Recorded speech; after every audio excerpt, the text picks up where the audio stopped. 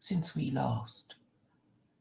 my last dream, I I forced myself to go to the shops, but Tesco was closed at 10, and I just missed it.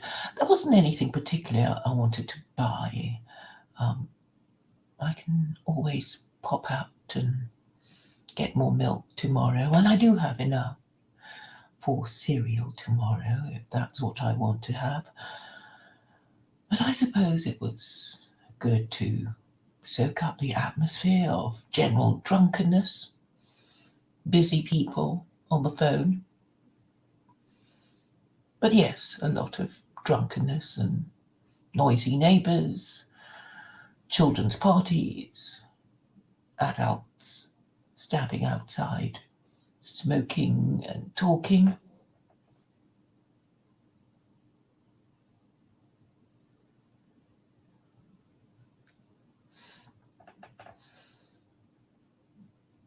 But yes, I'm glad I made myself go out, even though I returned without anything to show for it. But I had a few thoughts as I went,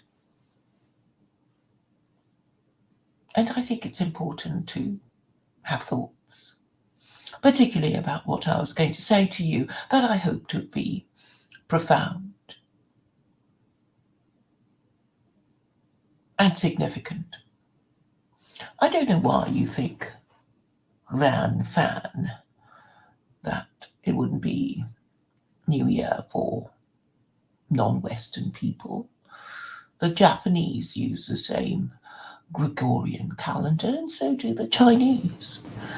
Jews have a different calendar, and so do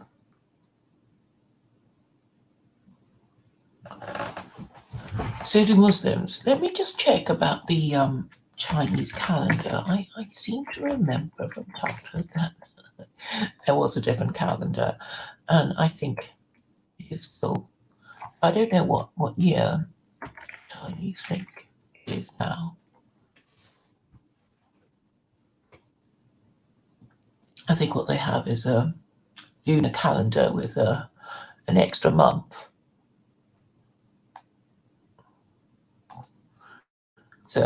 So what does it say? The traditional Chinese calendar is a lunisolar calendar. I'm not quite sure what it means. I guess you have to take account of the fact that every month is one rotation of the moon, and as the moon rotates around the Earth, the Earth is rotating around the moon.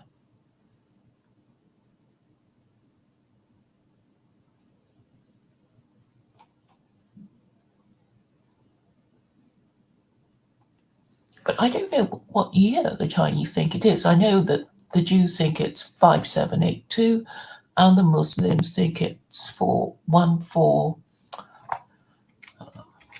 Muslim calendar. And I'm a bit vague about when the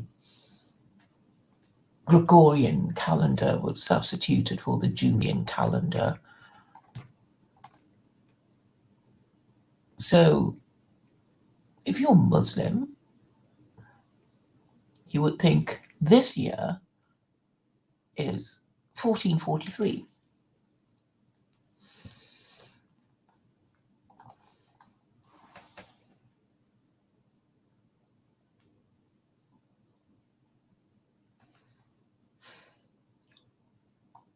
But I don't really know what year the Chinese think it is this year, according to Chinese methods of calculation. So Wikipedia tells us that the traditional Chinese calendar was developed between 771 and 476 BC. Anyway, it doesn't really tell us what year the Chinese think it is.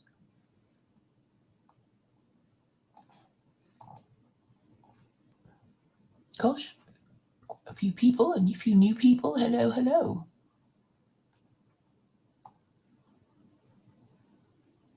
Happy New Year. Eve to you all.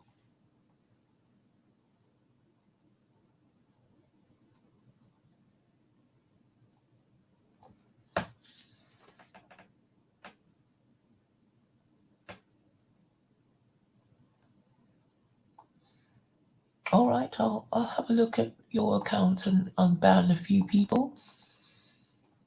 It's so silly, you people not being able to resist abusing your power against each other. This is precisely the problem about morality, when you can't stop yourself from being mean to people.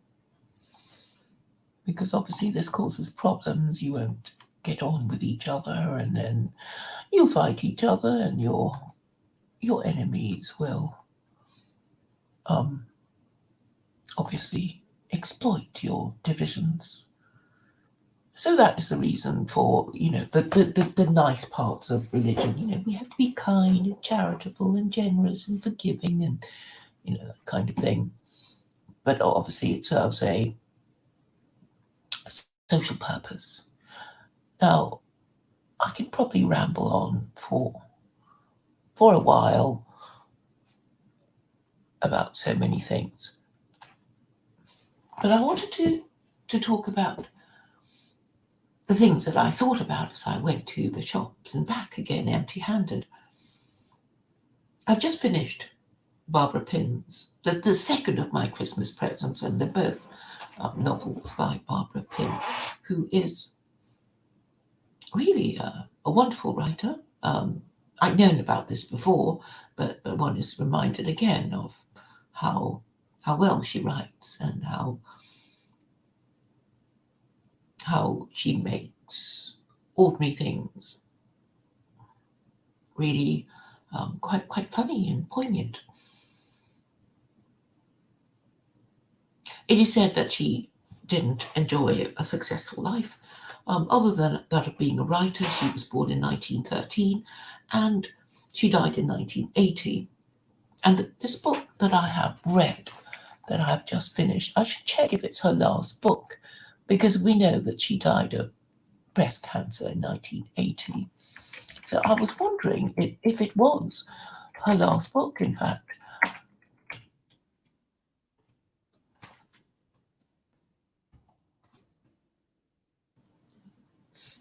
There was mention of immigration and the issues of immigration, as you would expect if you wanted to be current in 1977, which was when Quartet in Autumn was published.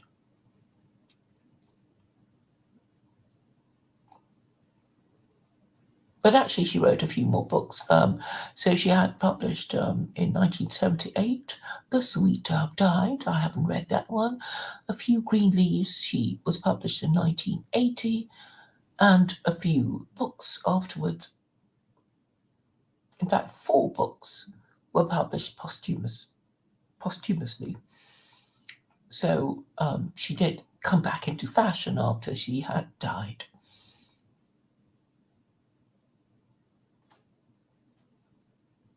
And my next book will be by Paula Byrne, who wrote her biography. Apparently, she was quite keen on Hitler, and that was something I forgot to mention to you, because this might make some of you prick up your ears.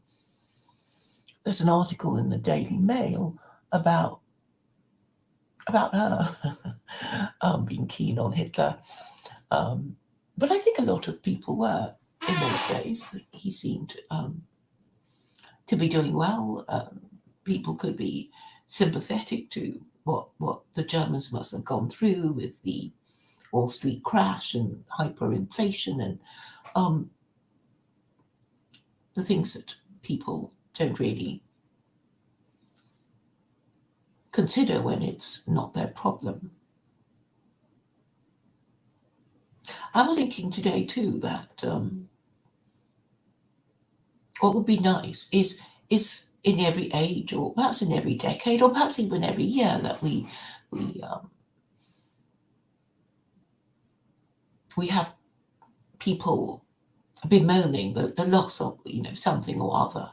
It would be, I suppose, only old people saying, we don't do this sort of thing anymore because, and in the world of Barbara Pym, it would be, well, services, curates, vicars, um, and in the 1970s, there was, a lot of talk about 20 vicars who used rock music rather than the usual churchy kind of music. But all these controversies are gone. It's all been settled now about what kind of sermons we want, I suppose. Not that I've been to church for a while now, but these forms of services obviously have changed over the years and were probably very controversial at the time. While we no longer even think about them, such as a Tridentine Mass.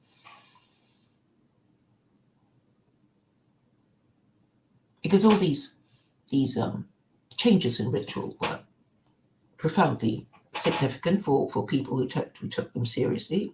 They were symbolic of a man's place in the world and the role of the priest. So in a Tridentine Mass, you would have the priest with his back to you, as a kind of intercessor, speaking on behalf of the congregation to God, and then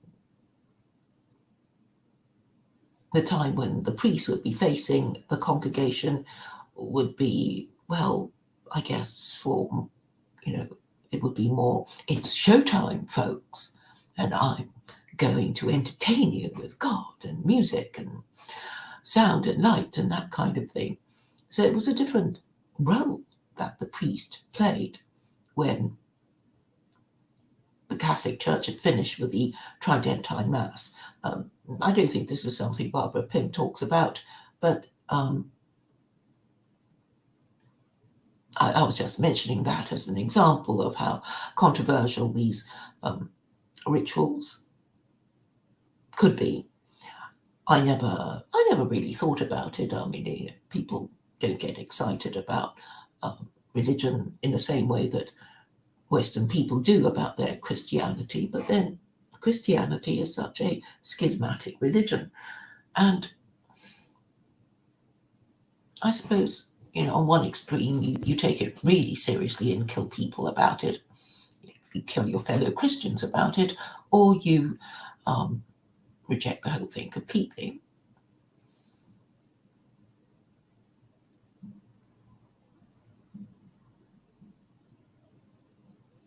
But I keep returning to the subject of idolatry because in the progress of my discourse with Jews and Gentiles, it has become obvious that, this was a thought that came to me when I was on my way to or back from the shops, which is that,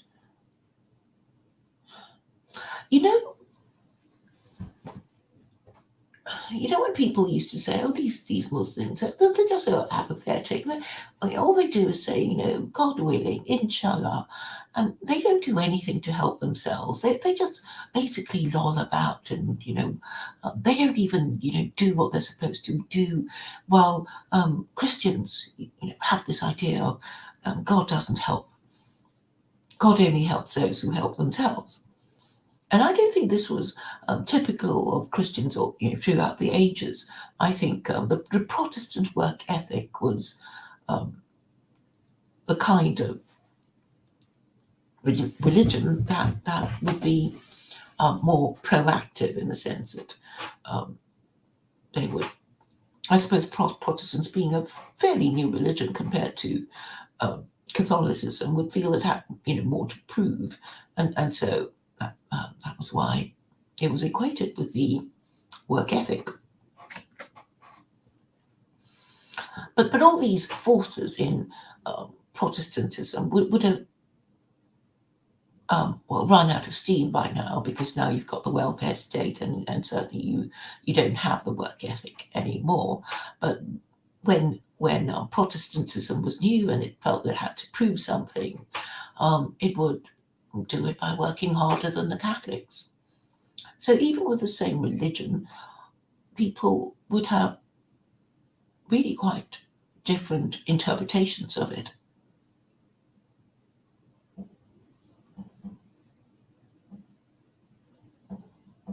And so, what is this about Jews? Well, I was thinking basically that, that they might as well be, people in grass skirts, lolling around, waiting for their Messiah to come, for all the good that they do, because they're basically just as bad as the Goyim, in that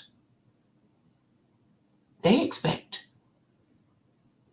the Messiah, when he comes, to clear up the mess, as a child with a soiled nappy sucking its thumb would expect Nanny to clear the mess up.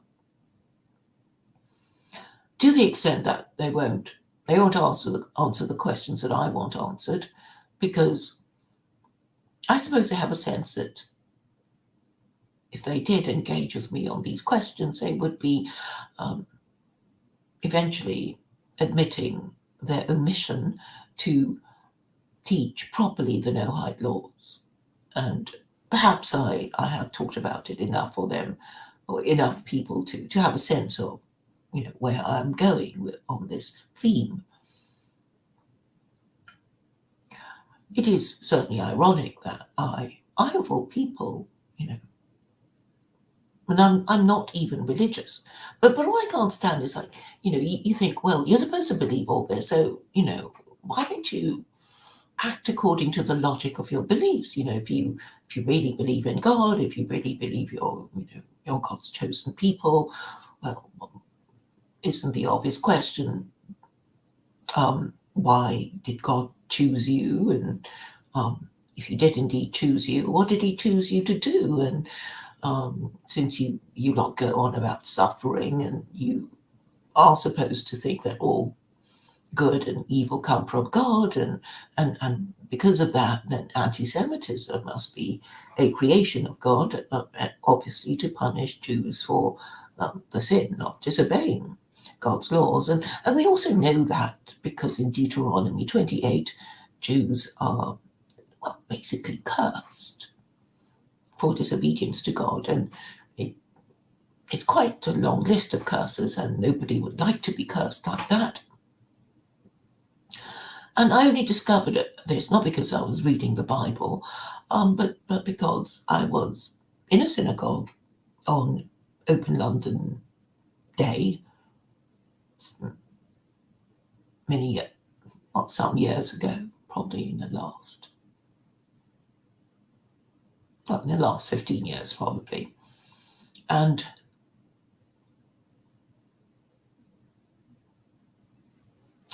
Open London Day is when, the people of whatever special building it is show you around and tell you about, its secrets. And we were at this synagogue in the East End, and as you know, they have readings, just like Christians, that there would be a bit in the Bible that they would read on a certain day, and on this day there was meant to be reading the curses of Deuteronomy 28, the curses for disobedience to God, and this person in charge of the synagogue wouldn't read it to us, and chose some other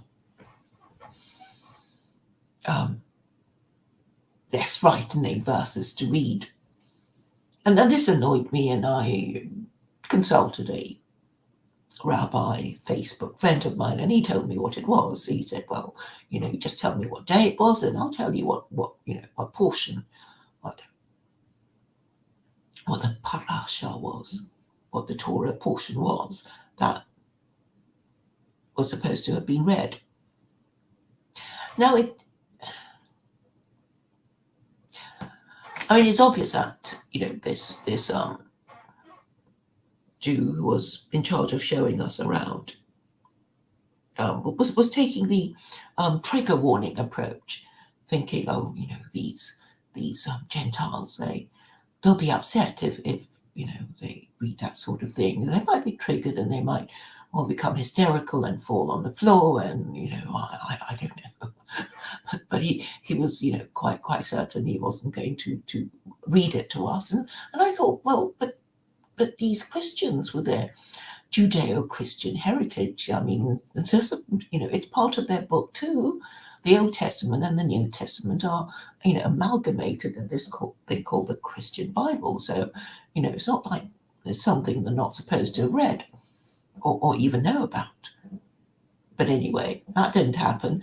So, in an odd way,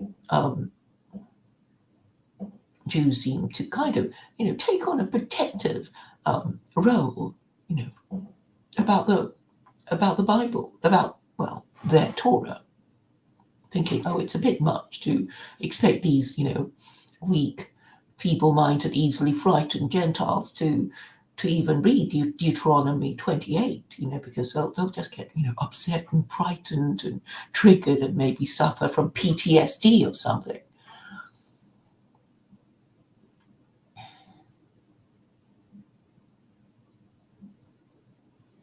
But these days it seems that Jews don't really know much about their Torah anymore, because they complain that Christians come to Israel, Christian missionaries from America, evangelists come to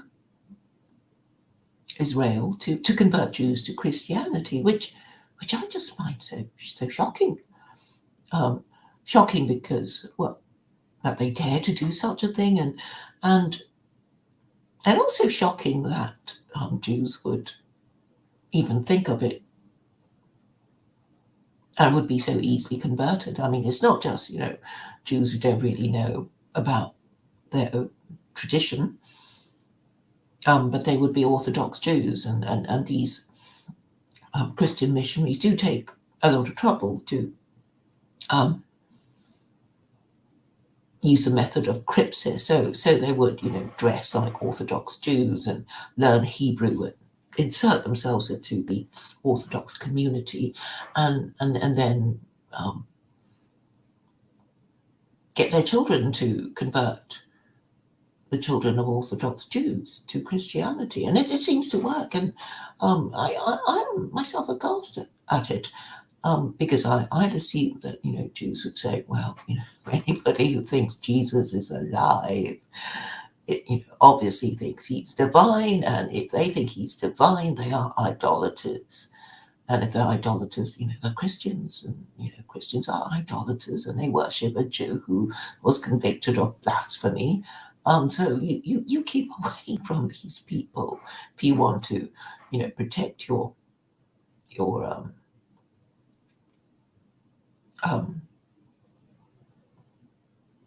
afterlife, your immortal soul. Because the whole point of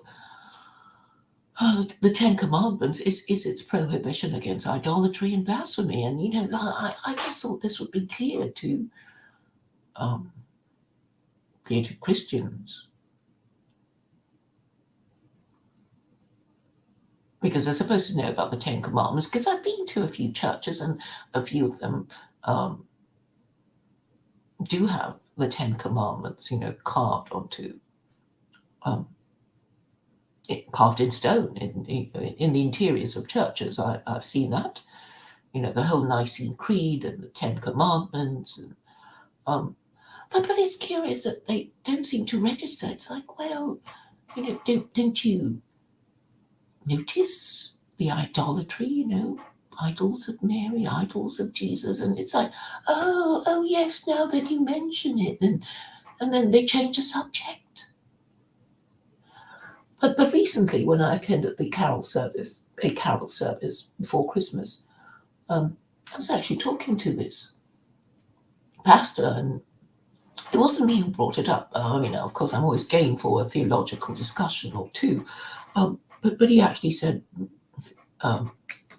some would argue it's idolatry, referring to Christianity. And so it's clear that Christians at some level know that idolatry is not a good thing. It's something that has been expressly forbidden. And I'm sure Jews are supposed to know about that because it's part of their story about what Moses did to them when they were caught worshipping the golden calf. But then we have Orwell talking about doublethink. So basically, doublethink is holding two contradictory ideas in your head at the same time. So on the one hand, you are aware, supposedly, that God forbade idolatry and blasphemy, and then you do it every day, every time you go to church, and it doesn't bother you because everybody does it, and it's not something that you even think about. And every now and then you have annoying people like me, pointing these things out, and you go, oh yeah, oh, but it doesn't matter, it's just the way things are.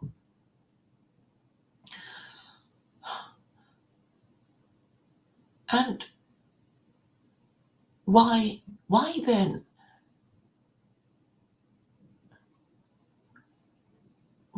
would you not care?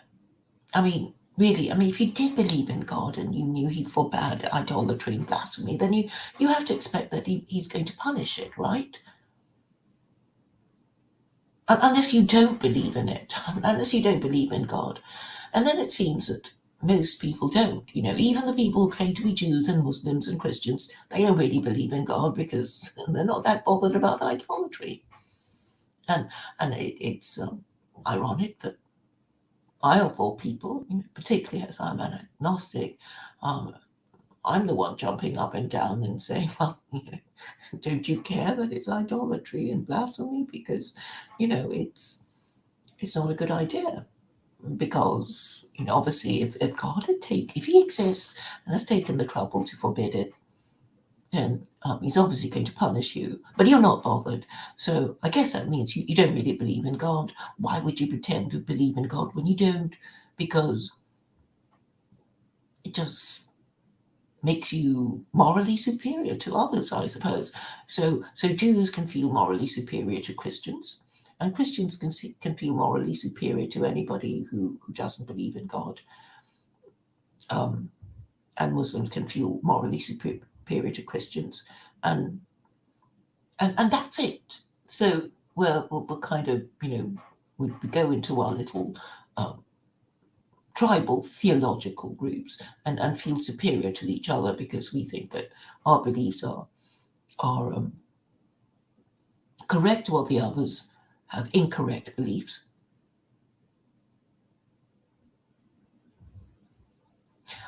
But the next step must be that if God exists, then he would know who was correct, wouldn't he? And if he does exist, then he would be punishing those who don't have the correct view. And if nobody really cares about who has a correct view, then it means that nobody really believes in God. And if he did exist, then he would be, well, very angry at the people who pretend to believe in God but don't really care one way or the other if they're practicing idolatry or not. So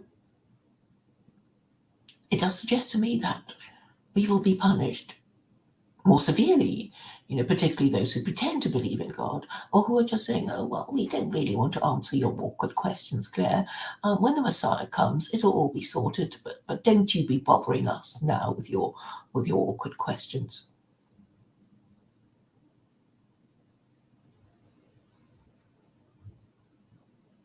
And so Jews might as well be, I don't know, Easter Islanders in grass skirts and, just doing their thing as you would, Pacific Islanders,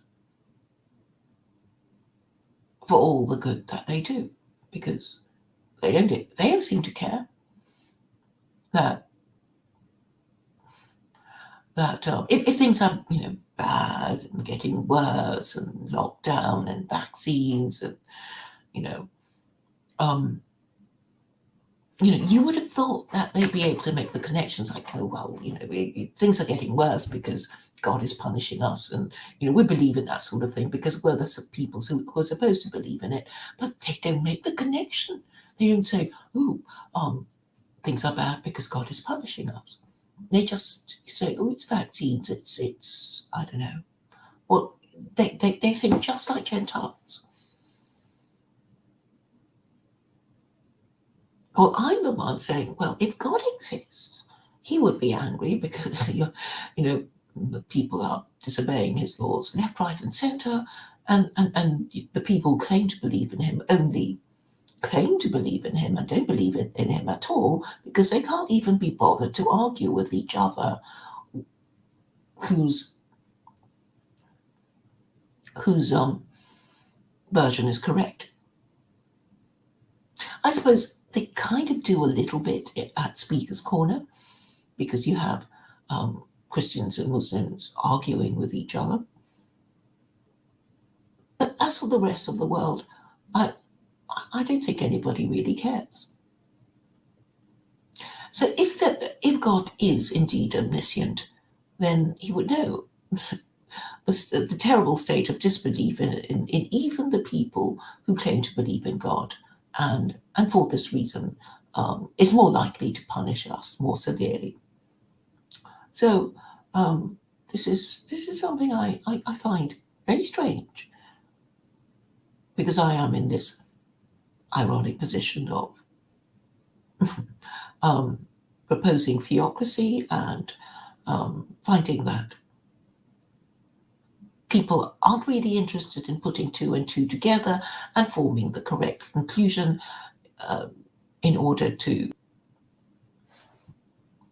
address their behavior that must be causing the suffering that must be sin.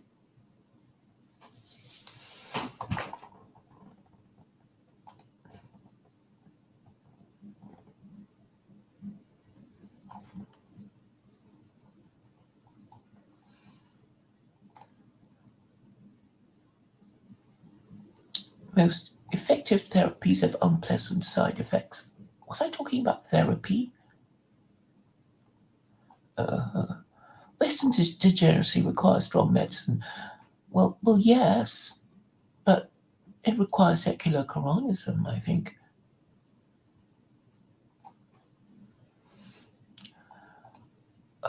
Ron Fan. Secular Quranism is perhaps the most disagreeable position to most people besides man-boy love advocacy. Well, it's disagreeable to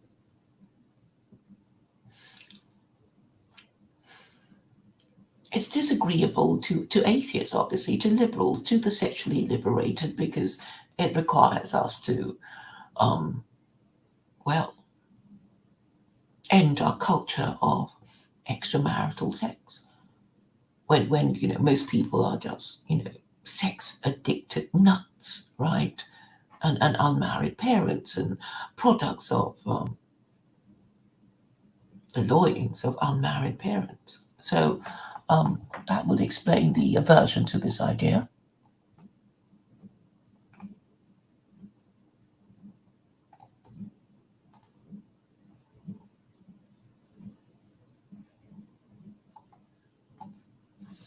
Yes, Rex Halper Cafe. Most effective therapies have unpleasant side effects. No pain, no gain.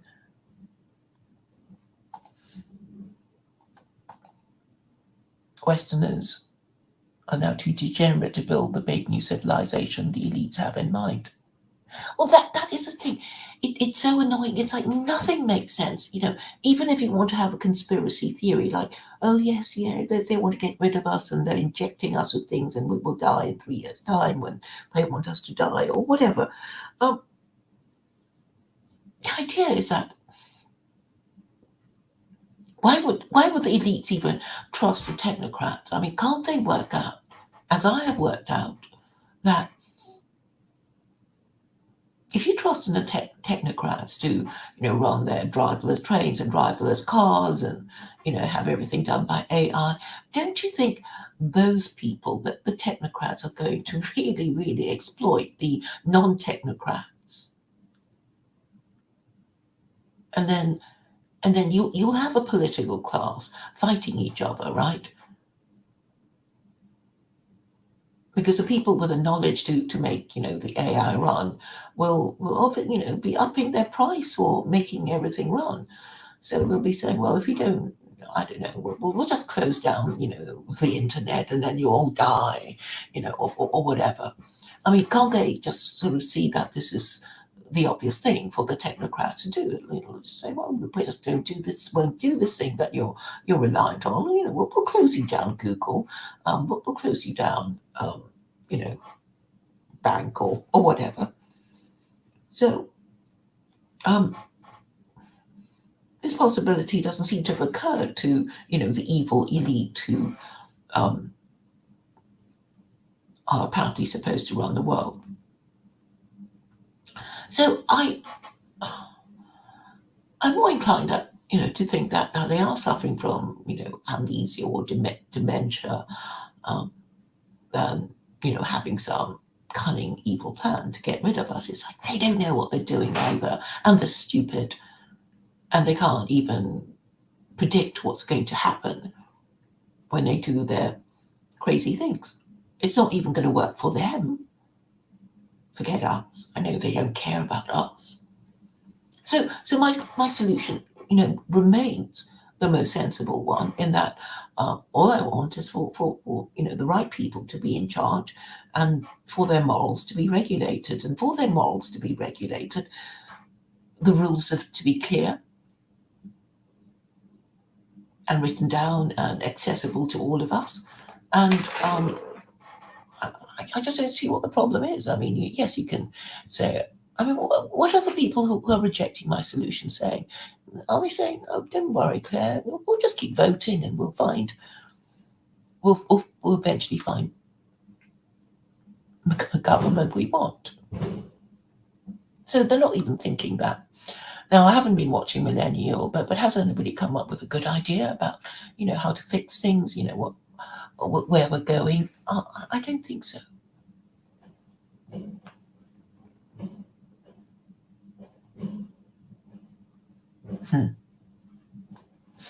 How is having a New Year's party? Well, it's now 12 o'clock, so it's now 2022.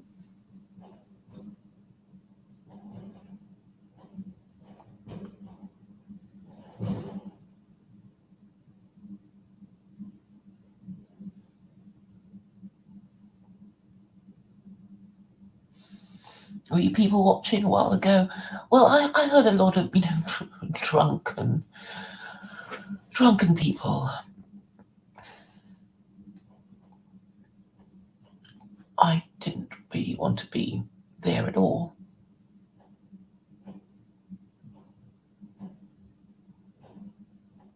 Dr. Megley is talking about somebody called Rick Heskey, 4 years in jail for producing Jewish content. No, I haven't. I know somebody mentioned, but I'm not a bit vague about that. What's wrong with Jewish content?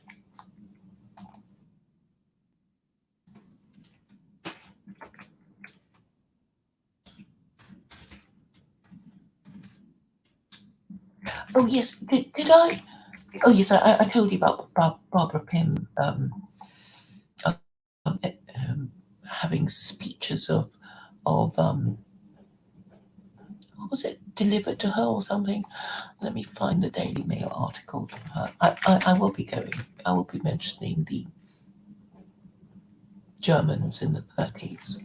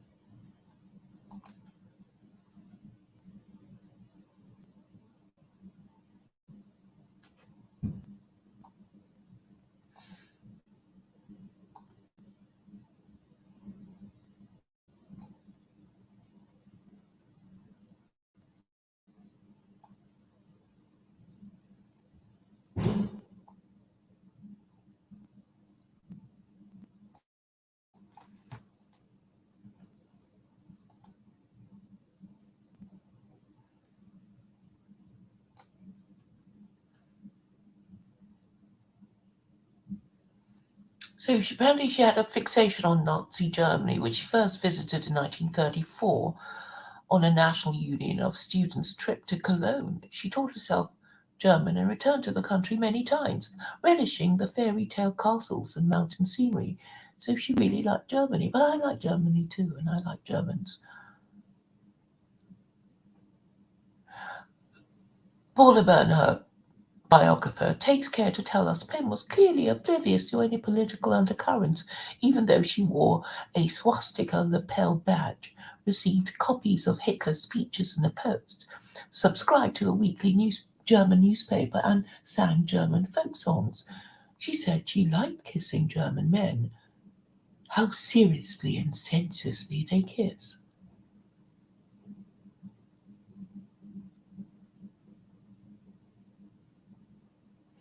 So that's your lot about Barbara Pym and the Nazis.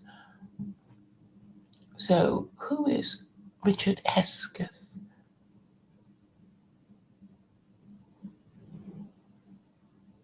Was charged with 7 counts of distributing. Oh, what was it?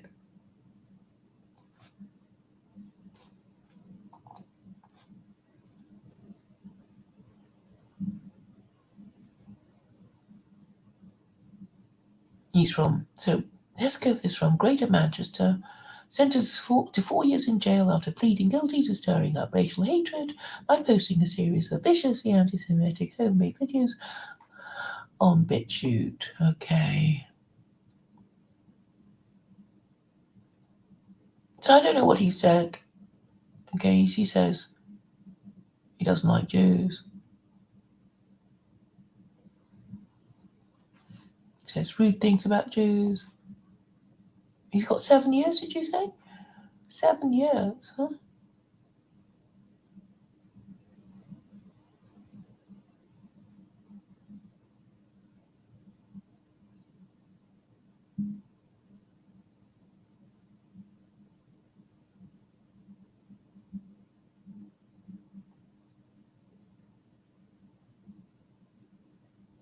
Four years in jail. 4 years.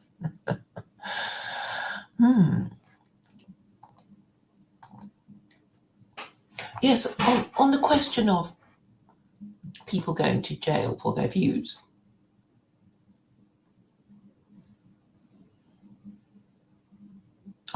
speech isn't free, we know about defamation and inciting violence, inciting crime is a crime. It's known as an inchoate offence.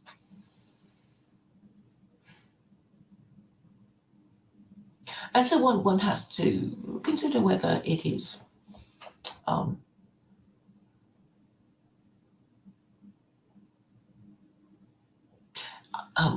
what I'm trying to say is if people are going to limit speech in some way, because, for any society, there'll be something that is sacred. So if you actually had laws against blasphemy, for example, I'm just speculating, it's not something I want to do, you will find yourself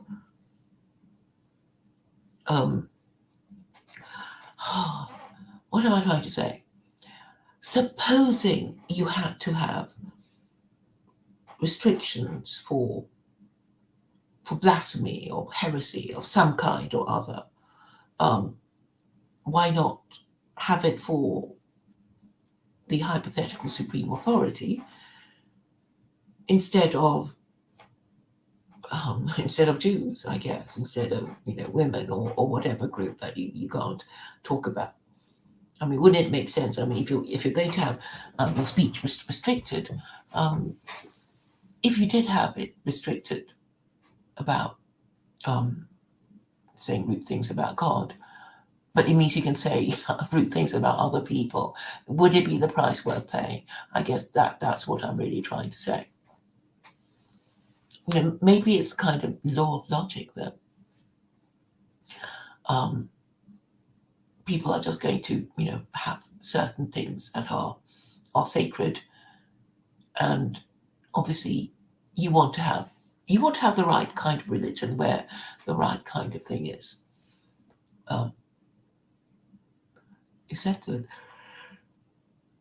And therefore, if you censor blasphemy against the Abrahamic God, you will not find yourselves having to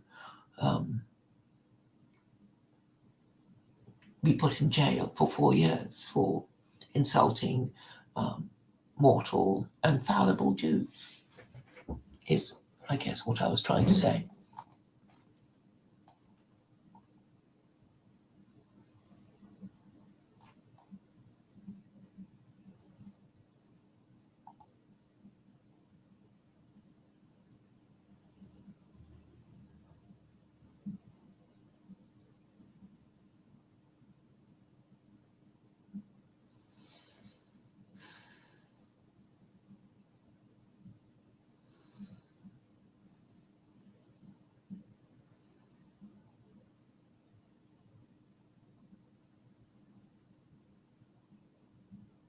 Hello, Tiffany.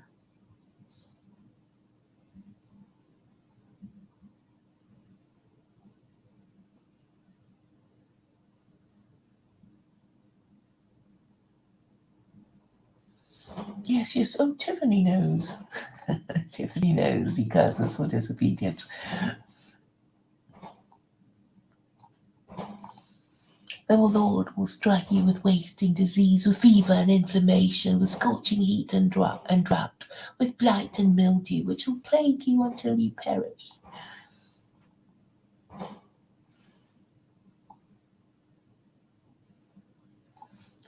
Yes, apparently Miriam was caught the bubonic plague.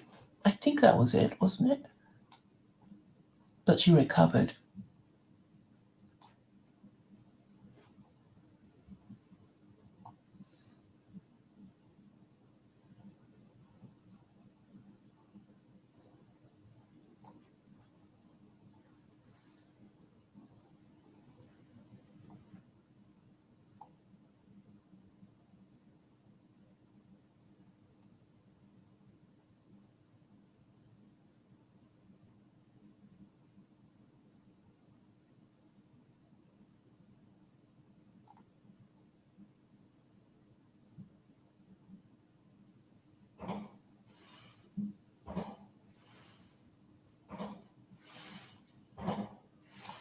What if he never comes?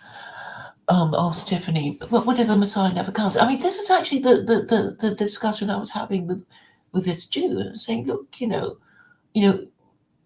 maybe it's not time for him to come, and you don't know. Not every little thing means the Messiah will come. Just because you want him to come doesn't mean he'll come. And maybe, if it's a little thing that you can sort out yourselves, but he's not going to do it for you. So, well, that could be the thing. So, in theory, we could sort it all ourselves, couldn't we? I mean, if we were being sensible and not being neurotic about the whole thing, and my definition of neurosis is people not being able to form logical conclusions, and who are in denial and being avoidant about the obvious thing that they must do. And I've been saying for years now about you need a moral system.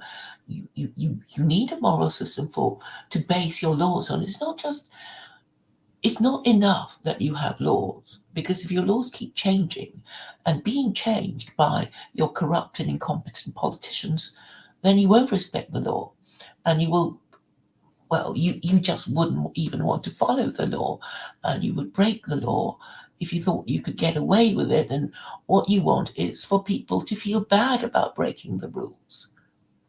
And the only way to make people feel bad about breaking the rules is to actually instill in them the belief that God exists and is omniscient. So we either want a better society, which means that we have to kind of reprogram our thinking by letting the Abrahamic God into our minds to be the policeman in our heads. And, that is what it really means, isn't it? I can't think of any other way. Now, you'll all be saying, or you'll be arguing amongst yourselves about, which religion it should, is it the God of the Jews or the God of the Christians or the God of the Muslims? And I'm saying, no, it's the same God. It's got to be the same God, right? Because there's only one God. There's only one Abrahamic God. So what we have in the Abrahamic faith is these, competing groups saying, our way to God is best. And there is an objective way of working it out. In fact, I was saying today to someone Jewish, in fact, that the mandate of heaven is actually an ancient Chinese nod to the Abrahamic God. I mean, it wasn't particularly developed, in that the Chinese weren't talking about a God that, was omniscient and omnipotent and perfectly moral, but they were referring to the mandate of heaven. I know it's a bit, impersonal, but obviously it's morally based because it wanted to regulate the morals of the Emperor of China.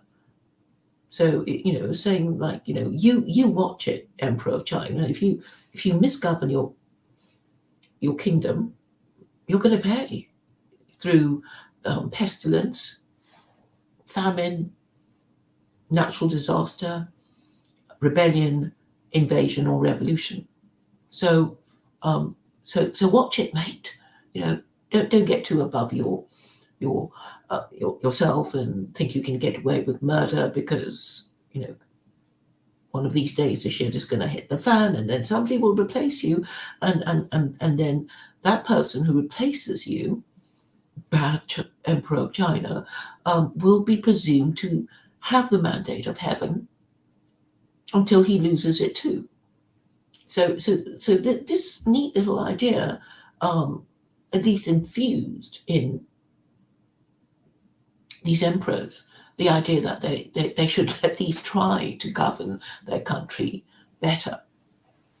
And it was actually better than the Japanese way of doing things, which was to assume that the Emperor of Japan was in fact divine, because it's obviously very upsetting to the Japanese after the Second World War to realize that he was only a man and they'd been tricked, after all these centuries into thinking that their emperor was divine.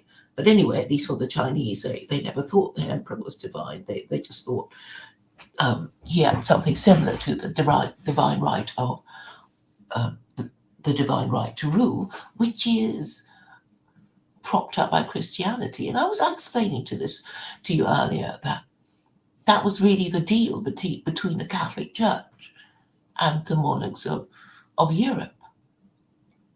And so the wars of the Reformation were obviously people having political reasons to either support the Pope or not support the Pope.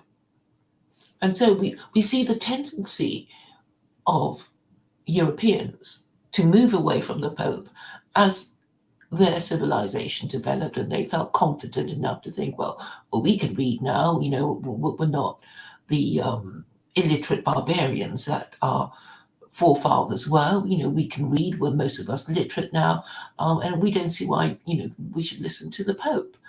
Well, obviously when Catholicism started, Britain was a very primitive country and in awe of Rome, who previously had Roman soldiers conquering them.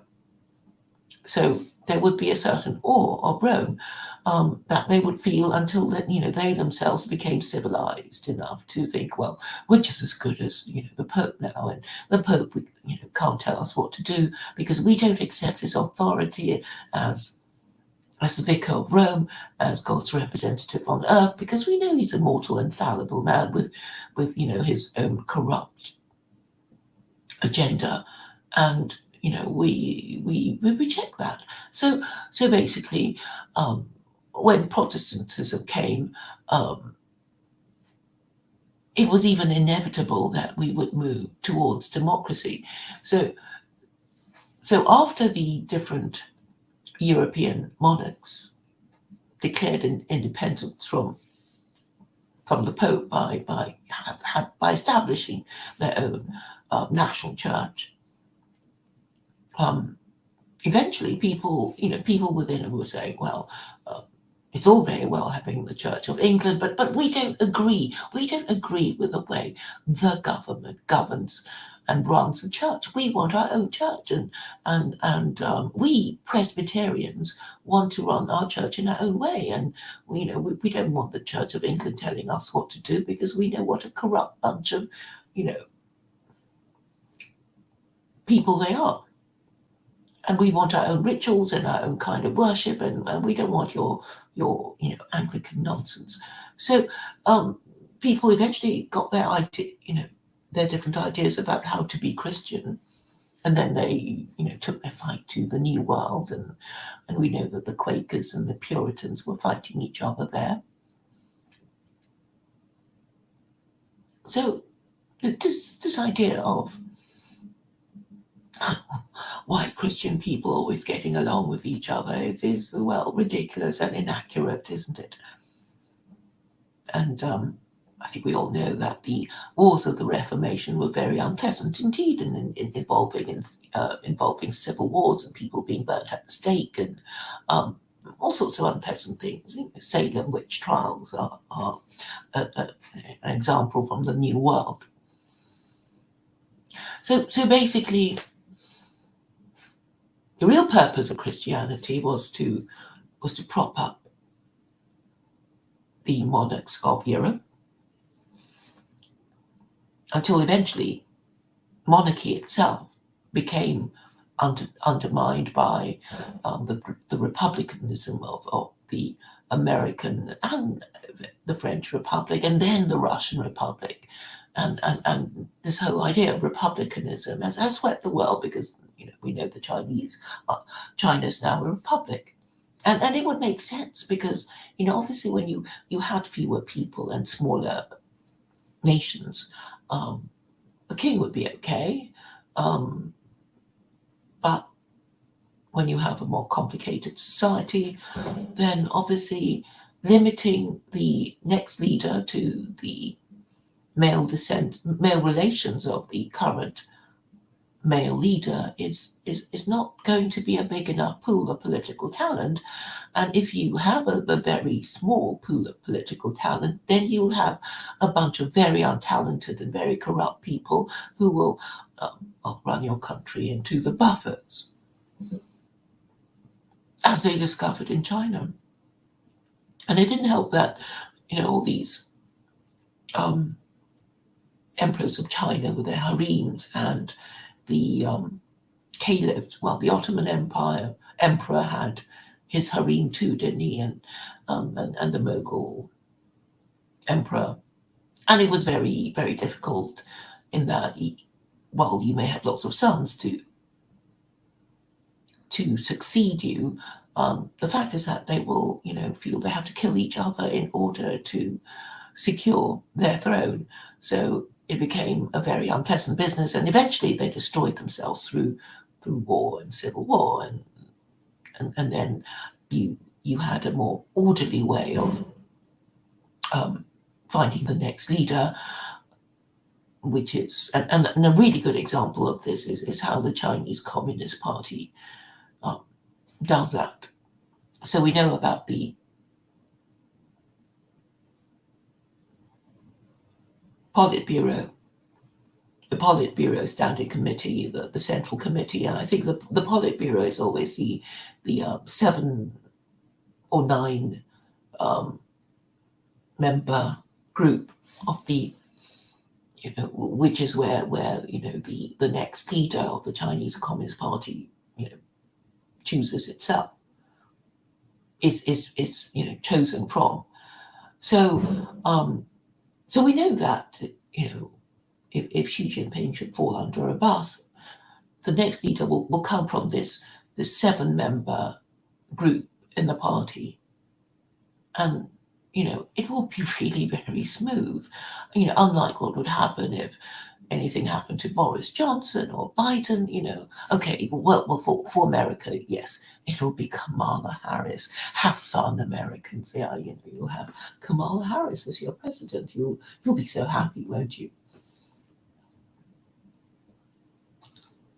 But the American Republic would work fine because it's actually carefully thought through.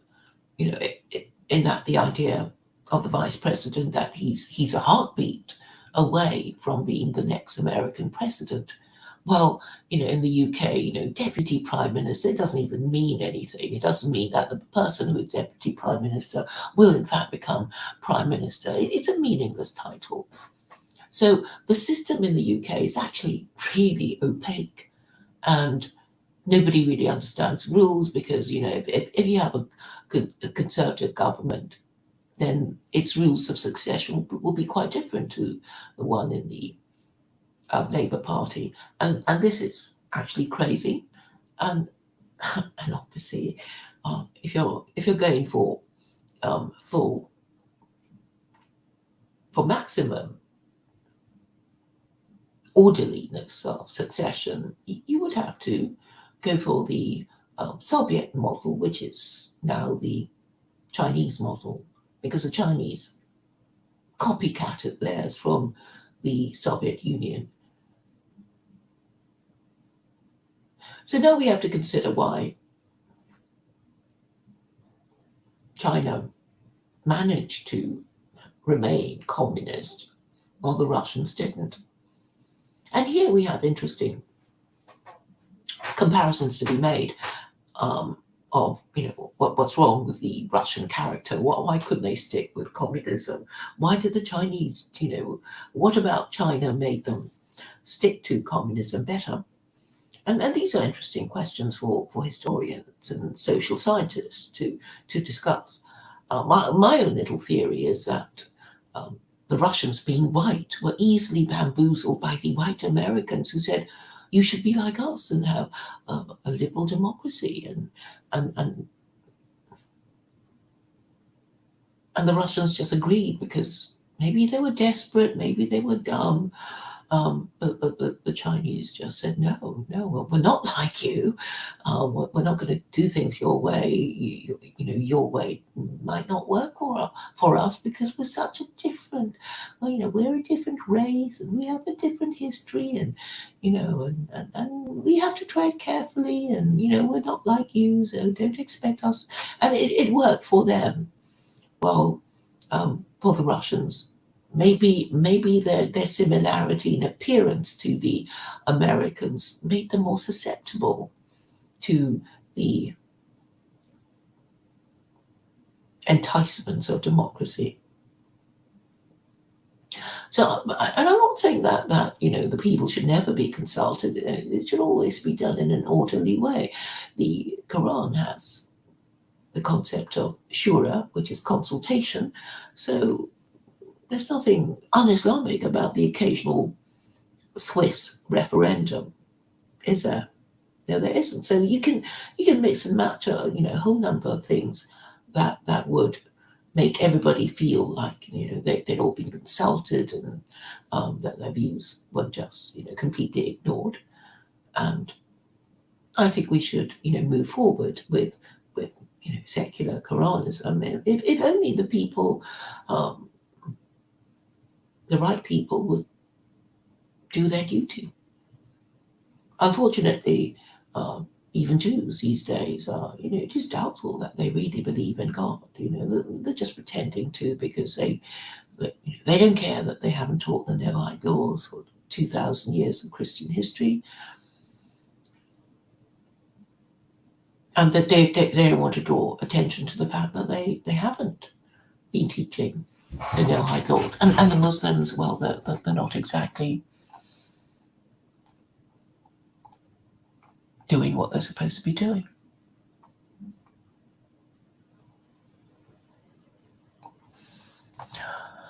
Why is Claire so obsessed with Abrahamism as an agnostic? Because I see theocracy as the best way of regulating the morals of our political classes. I mean, do you even think of their morals as being regulated? Don't you want their morals to be regulated? Don't you see that the problem is that nobody has any morals? People just do whatever they like and whatever they can get away with.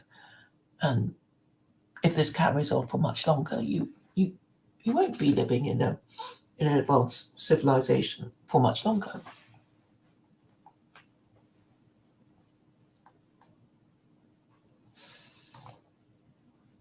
Tiffany says, I don't have faith in Christianity, I have faith in God.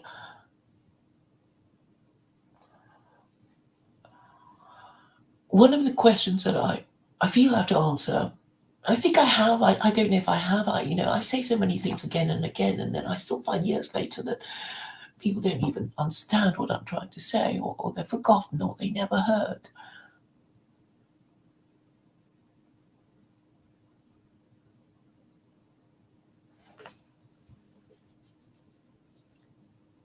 So you don't have to have faith in Christianity, because Christianity is a method.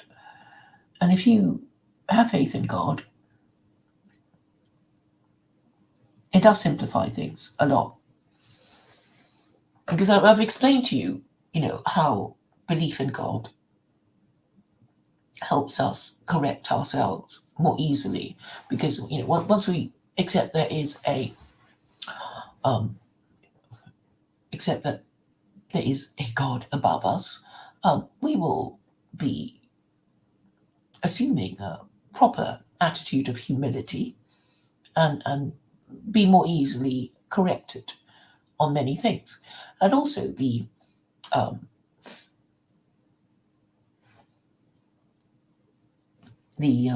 God theory of everything will mean that you will equate suffering with sin, and therefore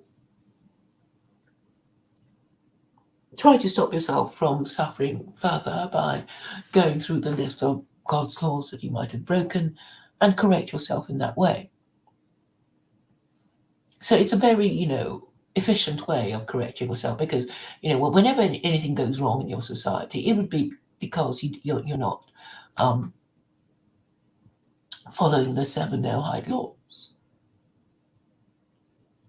It would be because you have no laws forbidding murder, or you don't punish murder properly, you don't punish theft properly. This is what's happening in America anyway, and in the West generally. You don't have laws forbidding sexual immorality. I mean, this causes conflict in amongst members of your society, and eventually will cause divisions and destroy it. And then the other thing is, well, we should eat animals while we're still alive. And this would mean that we want to think of ourselves as compassionate people who are not deliberately nastily sadistic and horrible to animals by eating them while they're still alive. And then the fifth one is we should have a court and legal system to avoid arbitrary justice. So I think that's fair enough. I think people can understand that. So, if our society is collapsing because we don't have laws forbidding murder, theft, sexual immorality, and don't have a proper, efficient, effective court and legal system to enforce, these laws, then, people will eventually become divided and angry with each other and fail to be able to cooperate with each other in order to deal with their internal and external enemies.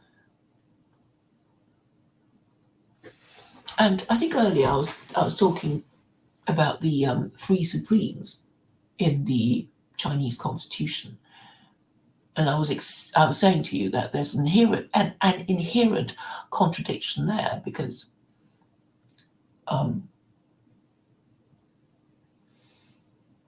you can't have three supremes, because it's like, it's not the Trinity, for God's sakes. and the Trinity is is incoherent anyway. But yeah, the Chinese thought, yeah, we'll just be clever and say, it's all the same, because they could make up their minds, obviously, on what is most important. Is it the constitution that is most important, or the people who are the most important, or the party who are most important?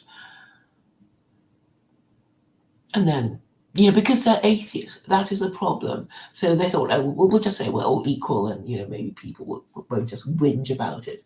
But obviously, um, going back to ancient China, the mandate of heaven is actually more effective, because then at least people will think, well, there is a supreme authority who will be more powerful than any force on earth, and so we better mind our p's and q's.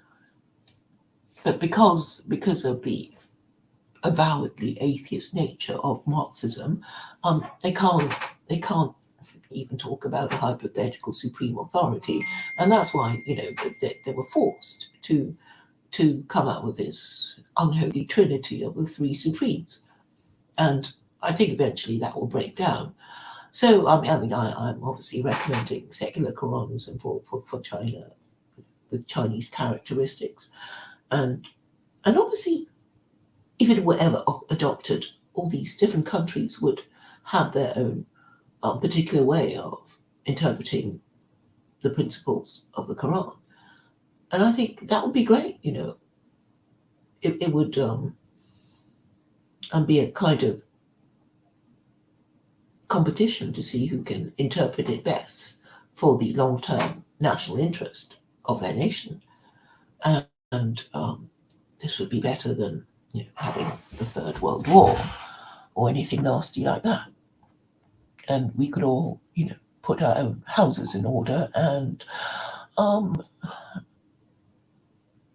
and I think that would be nicer than having everything getting worse and not being fixed.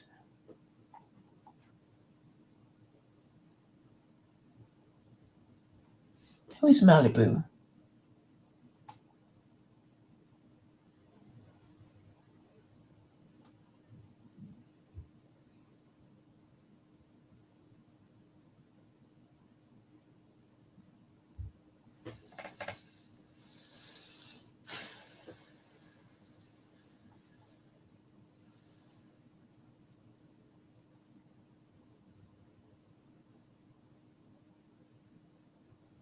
Yes, wait, why are you going on about Rick Haskell?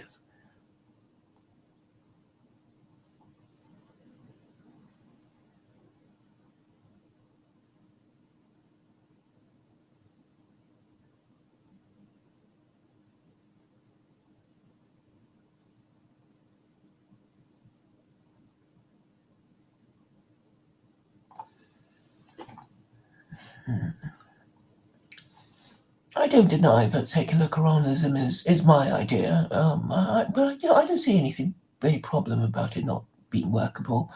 So, Happy New Year, everybody. It was half an hour ago. I'm still going through the chat. Well, it would be nice if 2022 were the year of secular Quranism.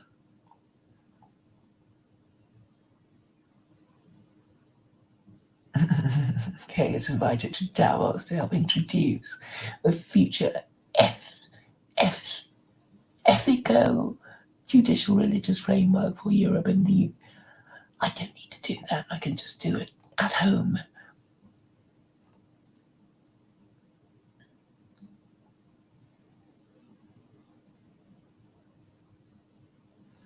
Dr. Mengele is very upset about not being able to insult Jews without going to jail.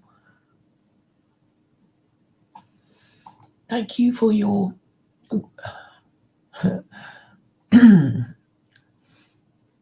for 2565. Bring you. Why did you say 2565?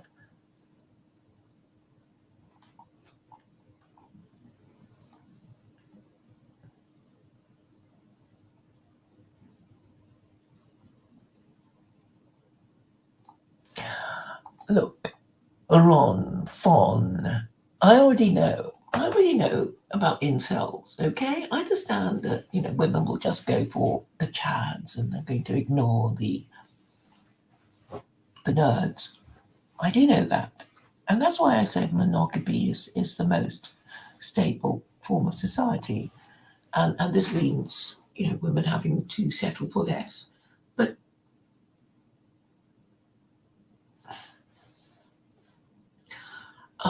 which is not to force anyone into marriage. And in fact, the Quran actually says monogamy is the ideal, but it will tolerate polygamy of up to 4 wives. But there'll be hoops to jump through. So I think it's fair enough, really. I don't think most men want to have 4 wives unless they're very wealthy and very energetic and can deal with all the in-laws of 4 wives. I think it would only kick in when you have suffered a catastrophic, loss of men in, say, 2 ruinous world wars like the British did. So that was a problem for the British. In fact, if you think about the wars of the Reformation, it could have all been avoided if they were all these European monarchies were already Muslim, and there wouldn't have been that much fighting, and there would be no need to fight. Henry VIII wouldn't have needed to divorce his first wife in order to marry his second wife, and when she couldn't give him a son, he didn't have to divorce Anne Boleyn in order to marry Jane Seymour. He could have just kept them and, kept on, still had sex with them if he wanted to, and then sired a son, which he eventually did with his third wife, Jane Seymour. So a lot of, all the bad stuff that happened in European history would have been avoided if the monarchs had already been Muslim. So if you want to look up, all the unpleasantness that could have been avoided, I mean, just look at, St. Bartholomew's Day, the Huguenots that came over to, the French Protestants who came over to Britain after they were being slaughtered by the Catholics.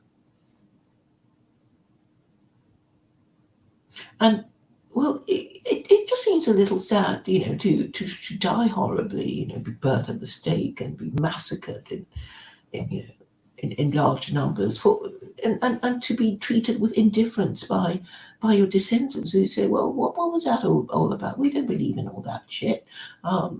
We don't care if we're Protestant or Catholic because, we're atheist.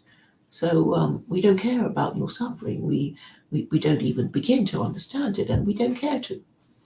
So obviously, we don't want to, be in that sort of history when which is dealt, which is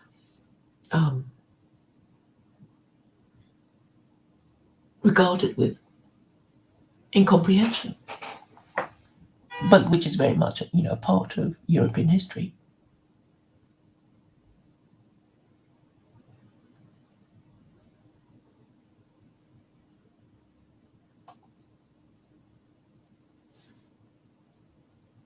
Yes, I'll keep it spicy, Rob.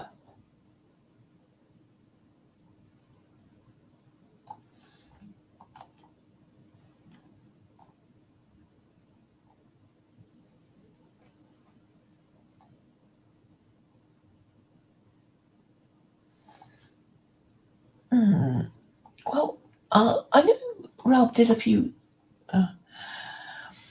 streams, but I haven't really been following them. I mean, a lot of it is just sort of, they're not even new ideas. He just sort of, scrabbles around for what? People to criticize. And it's like, why even bother with somebody called Danger Mouse? Hi, Elliot.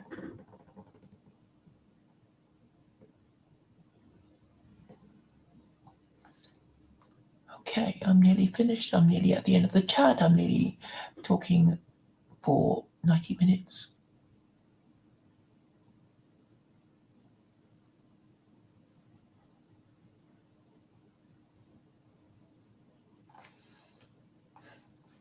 Dr. Mengele says, why are Jews particularly privileged from having their feelings hurt?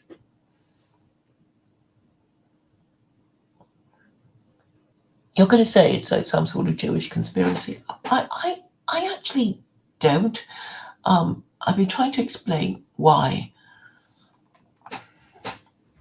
it's not a Jewish conspiracy, because I think that the neocons are more invested in this post-war narrative that the Allies only fought World War II to save the Jews from the Nazis.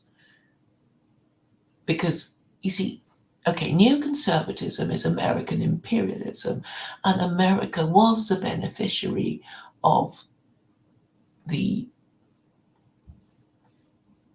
Europeans fighting each other in 2 world wars.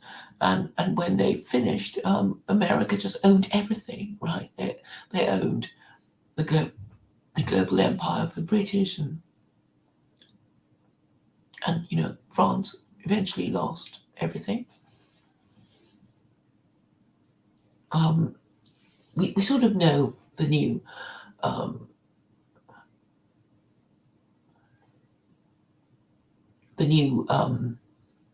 power balance, the new power when during the Suez Crisis in the 1950s, when basically Britain and France just thought they go and sort the Egyptians out, and the Americans said, no, you lot, you have to leave Egypt. You leave Egypt alone, because we're not having it. You can't do what you used to do anymore. Things have changed around here. So we know, all these, America started having its own imperial wars, the war in Vietnam, the war in Korea, and the other ones this century. So the Americans would be glad. I mean, they would have to celebrate the causes of them inheriting the empire of the British and the French. And the British and the French have to affirm the narrative that they only fought World War II to save the Jews from the Nazis. And this is, of course, a lie, in the sense that, the French and the British are pretty anti-Semitic too. But it suits the Americans to say, the British, nobly gave up their empire, and so did the French, and so they must never deny the Holocaust, and we won't deny the Holocaust either. Because they want the narrative to be what it was, that the British and the French nobly gave up their empire to save the Jews. I don't think the Jews really care now that they've got Israel. Or do they? I mean, it must be a bit annoying that you can't deny your own Holocaust. Because we know that an ultra-Orthodox Rabbi Mizrahi, had to apologize for being a Holocaust denier, because he was saying that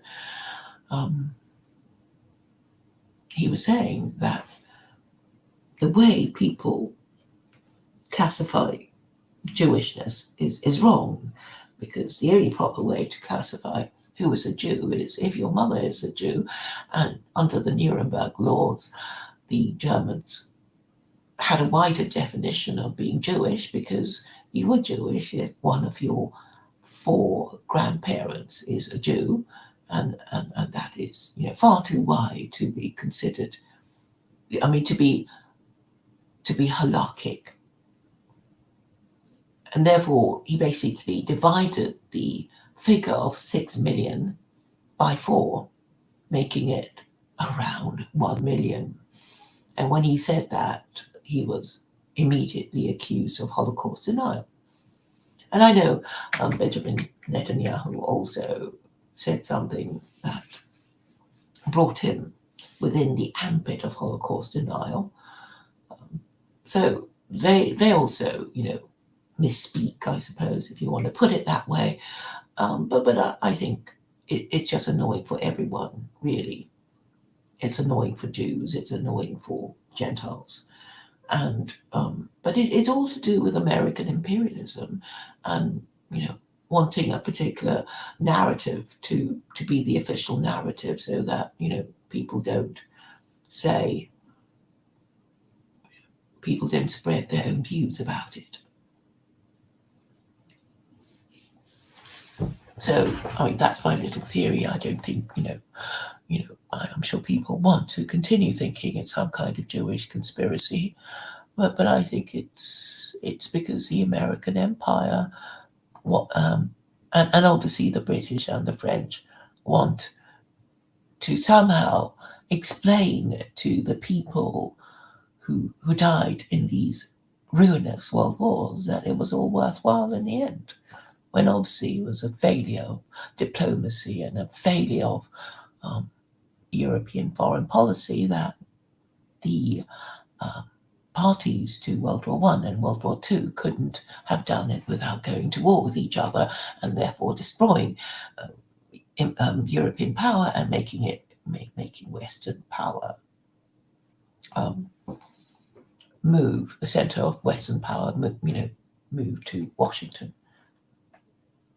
So that's all I'm going to say. Thank you all for listening. Oh, Monsieur, yes, I saw her briefly.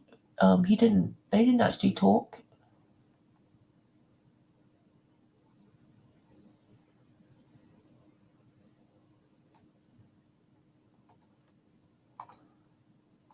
What did you say, Ron? Fan?